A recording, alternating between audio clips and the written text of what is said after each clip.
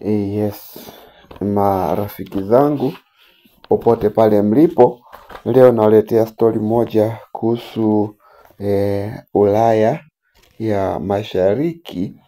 Naongelea nchi ya Romania na revolution iliyotokea, yani mapinduzi ya Romania ambayo yalianza kama cheche mwaka 1989 na ilikuwa ni huko mashariki ya Europe ya Ulaya, wakati nchi nyingi zilikuwa zikifuata sheria za kikomunisti na mapinduzi mengi yalitokea katika nchi kadhaa kama Poland, Hungary na East Germany, Czechoslovakia na Bulgaria. Lakini wakati haya mataifa mengine yakipata mapinduzi kwa namna ya kistaarabu, kumbe Romania ilikuwa na changamoto yake. Manake palikuwa na mapinduzi ya kumwaga damu. Yes, watu walimwaga damu. Sasa ilikuwaje? Sasa naanza story moja kwa moja. Mwanaume moja anaitwa Ceausescu. Ceausescu ambaye alikuwa ni Nicolae Ceausescu, ni dikteta kwa kweli katika nchi hiyo ya Romania, ambayo mwaka 1989 ilikuwa miaka 42 ya utawala wa kimabavu katika nchi na chini ya sheria ya kikomunisti ambayo Nicolae Ceausescu alikuwa akiongoza. Ilikuwa ni mara baada ya vita kuu ya dunia. Nchi ya Romania ilikuwa ikiongozwa tayari na madikteta kadhaa, lakini Ceausescu pia ambaye kiufupi kwamba ametoka katika familia duni sana, na kwa bahati alibahatika kupanda katika cheo taratibu na baadaye ikatokea kuja kuwa kiongozi mkubwa wa chama. Na kumbe katika chama cha komunisti ikatokea kwamba rais ambaye alikuwa ni dikteta pia alikuwa amekufa, na kwa kufa kwake automatically katiba ikamruhusu yeye achukue nafasi ya urais, yani kuongoza taifa la Romania. Na kwa miaka 42 Romania ilikuwa ikiongozwa na huyu jamaa anaitwa Ceausescu Nicolae. Lakini maisha yakuwa mepesi ya chini ya Nicolae Ceausescu.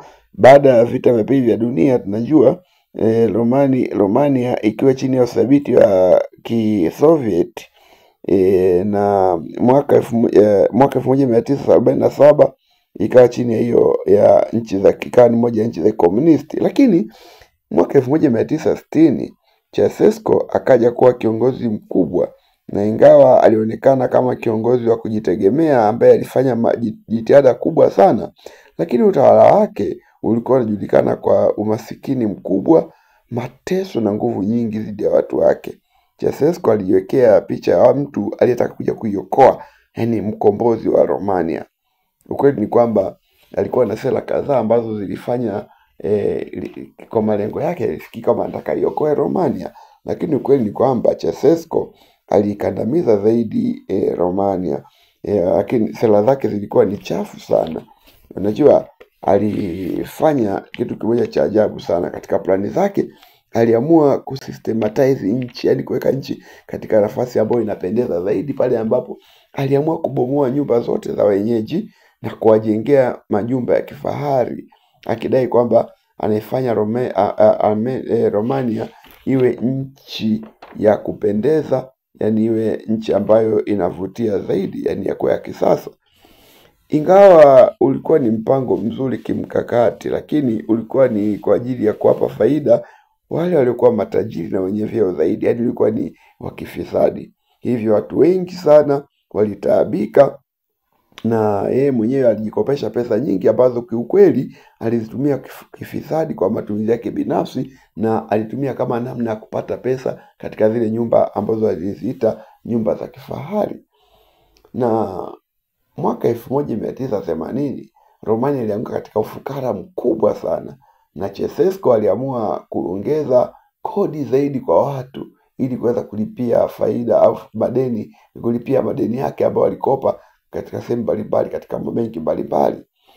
Kwa hiyo kuongezeka kwa kodi kufanya maisha kama magumu zaidi, na Romania ikabaki katika mahangaiko makubwa pale ambapo hata mahitaji ya msingi yalikosekana. kama vile chakula, umeme na gasi za kupashia joto. Kumbuka Romania ni moja ya maeneo ambayo ni magumu sana, hasa wakati wa mwezi wa 12, kipindi cha baridi kali. Wakati huo Ceausescu mwenyewe na rafiki zake wakiponda raha. Hii ni choo yake ya dhahabu na starehe nyinginezo. Wakati pepo za mabadiliko zikipiga kwa namna ya pekee mashariki ya nchi za Ulaya, Rais Ceausescu alikataa kutambua ukuaji wa magrupu hayo yaliyodai haki zao. Badala yake aliamua kuwa mkali zaidi katika utawala wake.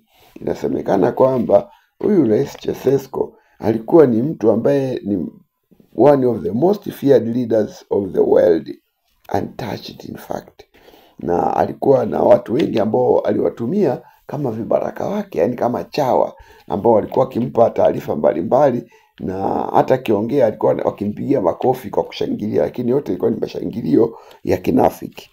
Sasa wakati pepo za dunia zikiendelea kubadilika kama hivyo,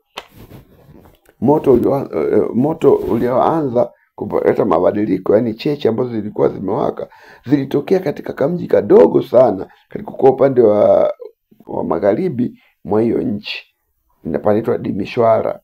Na huko Timișoara palikuwa pembezoni mwa nchi karibu na Yugoslavia, na Disemba 16 kulikuwa na maandamano dhidi ya serikali kwa ajili ya unyanyasaji wa mchungaji mmoja mwenye asili ya Kihungary aitwa Laszlo Tokes, ambaye aliongea vibaya dhidi ya utawala wa Ceausescu. Yeye hakukubali kuonewa, kwa hiyo alikuwa akiongea vibaya kuhusu hivyo. Kwa hiyo chawa wake wakaenda kumsimulia Ceausescu kwamba kuna huyu Laszlo ambaye anaongea vibaya kumhusu. Kwa hivyo ikabidi atume polisi kadhaa waende kumkamata na kumua, lakini umati wa watu walijua na wakajazana eneo lile kuzuia kwamba polisi wasiingie katika ile eneo kwa ajili ya kumkamata mchungaji. Na hiyo ilisababisha kutokea machafuko makali pale, ambako polisi waliamrishwa wapige risasi za moto na kuwaua watu kadhaa. Kumbe kile kilichoanza kama cheche ndogo kwa haraka kikakua. Disemba 17 maelfu ya watu wakawa mtaani wakipinga utawala wa Ceausescu.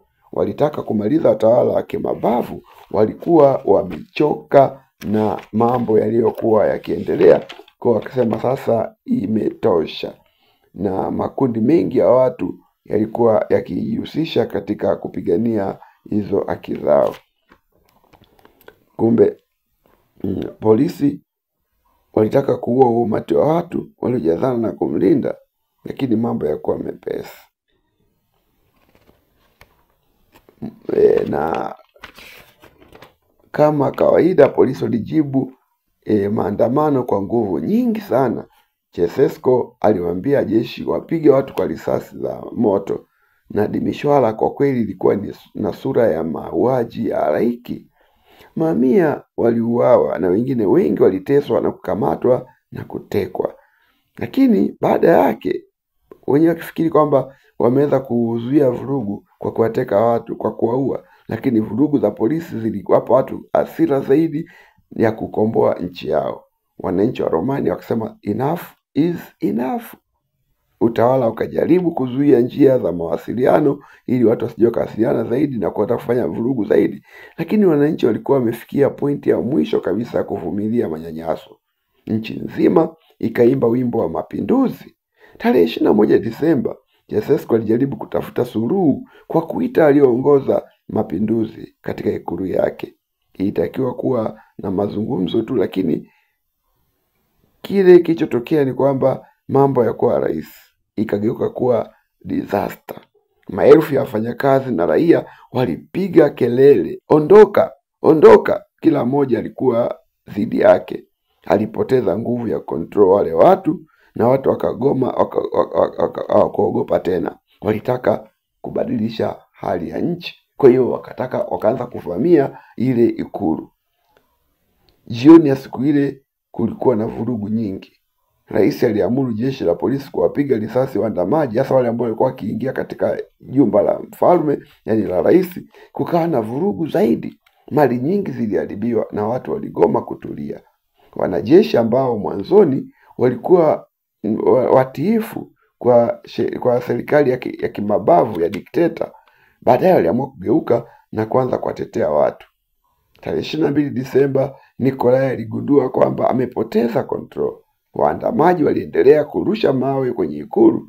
Ceausescu na mkewe Helena wakakimbia kwa helikopta kutoka ikulu kupitia juu ya paa, lakini walikutwa na jeshi na bila kutumia nguvu nyingi sana, kwa sababu katika kukimbia kule na helikopta, wanajeshi waliamuru kwamba ndege zote ziwe grounded, yani hamna ndege kuruka.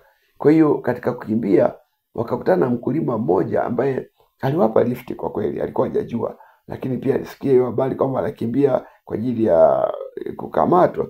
Akapeleka katika chuo kimoja cha kilimo ambako inasemekana huko walijificha, na yeye akaenda kuita polisi. Wanajeshi wakaja wakamkamata, walimkamata na yeye akajikuta Ceausescu na mke wake wamekuwa bila nguvu yoyote wala bila mamlaka. Wakapelekwa kwenye mahakama ya kijeshi na wakakutwa na makosa kadhaa. Mojawapo ilikuwa ni genocide, yani mauaji ya halaiki na matumizi mabaya ya nguvu, na pia ufisadi. Walikuwa na pesa nyingi sana ambazo walizipeleka nje ya mabenki ya nchi, yani mabenki ya nje. Wao walijaribu kataa na kukana mashtaka, lakini wakidai kwamba wako bado katika power, walihukumiwa kifo kwa risasi. Nasemekana kwamba tarehe 25 Disemba waliuawa hadharani kwa kupigwa risasi 25 kila mmoja, baada ya miaka 20 ya unyanyasaji wa wananchi.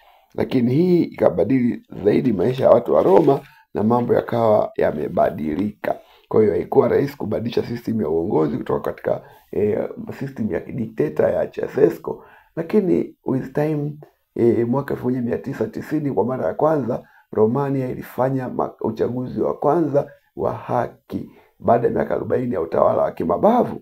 Hata hivyo bado kulikuwa na changamoto kadhaa baada ya waliochaguliwa kuwa wabinafsi wakifuata nyayo za Ceausescu. Palikuwa na protest, maandamano kadhaa katika nchi ya Romania na katika matengenezo ya kidemokrasia ya nchi, lakini taratibu mambo yalianza kuwa sawa. Na miaka 2000 kule nchi ilianza kuwa na dalili za ukuaji wa uchumi, na hata leo Romania imekuwa ni moja ya nchi za Ulaya zilizofanya vizuri zaidi katika uchumi. Lakini kumbukumbu za mauaji ya halaiki na mauaji na zile za mapinduzi zilibaki katika vichwa vya watu wengi hata siku ya leo. Asante kwa kunisikiliza, mpaka wakati ujao.